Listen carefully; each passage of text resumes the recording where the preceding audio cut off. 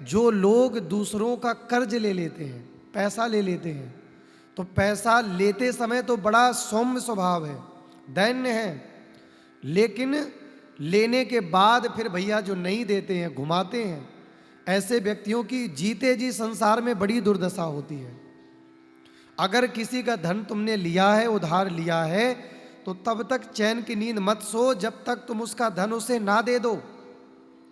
अगर तुमने किसी से कर्ज लिया, किसी से कर्ज मांगा है और उसने तुमसे दे दिया भगवान को साक्षी मान के, तो फिर याद रखना, कई बार इतने ईमानदार व्यक्ति होते हैं जो कहते हैं भैया हमारे तुम्हारे बीच में परमात्मा है, कोई हिसाब नहीं चाहिए। तो सच में परमात्मा तुम्हारे उसके बीच में है।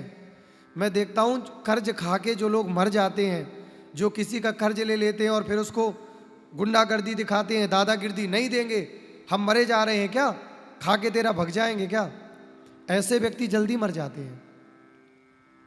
अरे भैया जैसे तुमने उसको लिया उसको भी तो जरूरत है। अगर कोई अपना ही पैसा मांग ले तो लोग ऐसे उसके ऊपर चढ़ जाते हैं कि जैसे कोई बड़ा अपराध उसने कर दिया हो।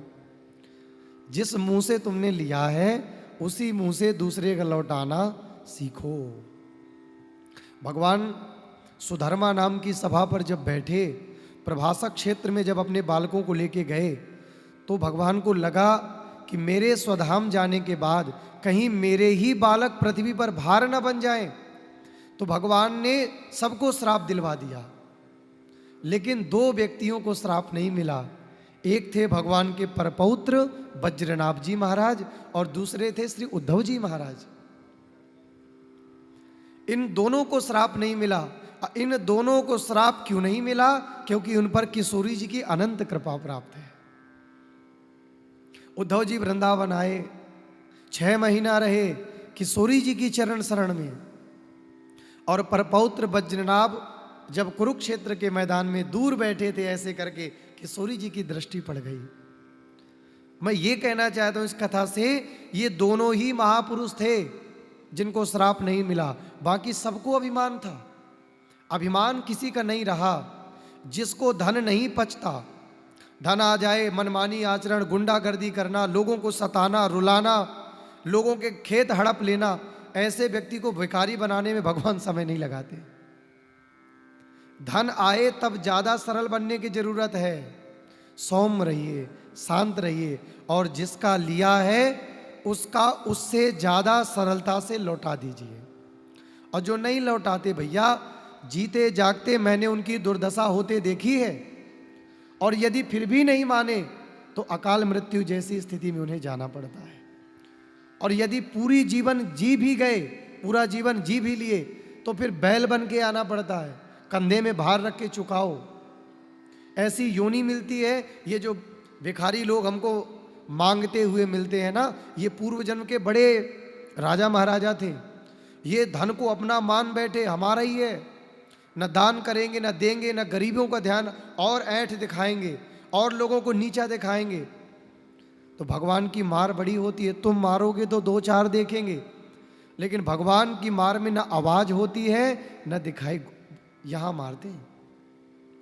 ऐसे दर्द देते, असहनीय रोग, असहनीय पीड़ा। लेकिन जो ना किसी का लेता है, अगर अपने से ज्यादा है तो सेवा ही करता है और भगवान को ही साक्षी मान के जीता है, ऐसा व्यक्ति किसी भी मुसीबत का शिकार नहीं बनता। और 11 माला भगवान नाम तो करनी ही चाहिए। अगर बहुत कोई सूतक लग जाए, बहुत कोई रुग्ण हो जाए, शरीर अस्वस्थ हो जाए, तो ही दैनिक दिनचर्या भगवान नाम छोड़ो, नहीं तो भगवान नाम रोज लो, रोज लो। और जो नहीं लेता, केवल कहता कर्म कर्म कर्म, ऐसे व्यक्ति के अंदर इतनी लोभ तृष्णा आ जाती है कि अपनी आकांक्षाओं को पूरा करने में ही जीवन व्यय कर देता है।